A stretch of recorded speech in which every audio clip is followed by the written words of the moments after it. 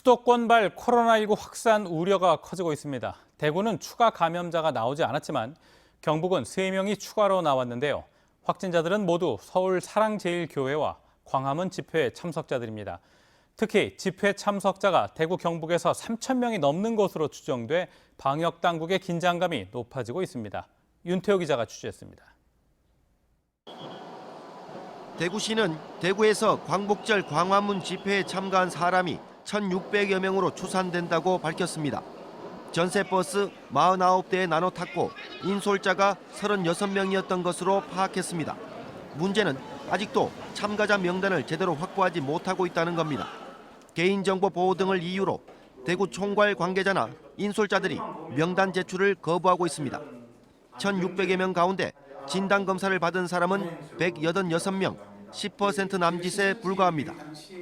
광화문 집회는 굉장히 방역적인 차원에서는 우려되고 위험한 집회였습니다. 중대본에서 GPS 추적을 통해서 광화문 집회 참여자를 확인하는 방안을 검토하고 있다는 말씀을 드리겠습니다.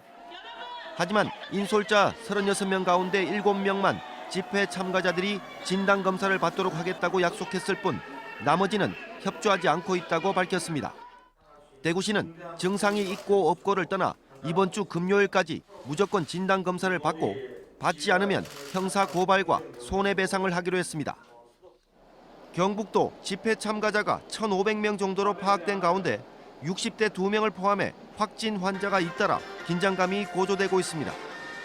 정광훈 목사가 이끄는 서울 사랑제일교회 등 수도권 교회 방문자 관리도 비상입니다. 사랑제일교회가 밝힌 교인과 방문자 4,066명 가운데 대구에 사는 사람은 33명으로 통보받았다고 대구시는 밝혔습니다.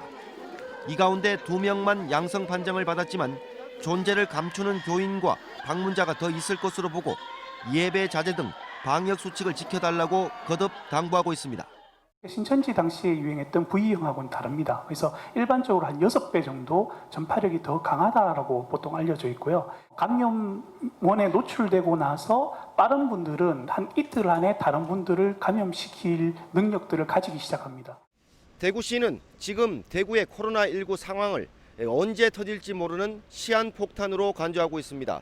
수도권 교회와 광화문 집회 참가자들의 협조가 2차 대유행을 막는 지름길이라고 누차 강조하고 있습니다. MBC 뉴스 윤태호입니다.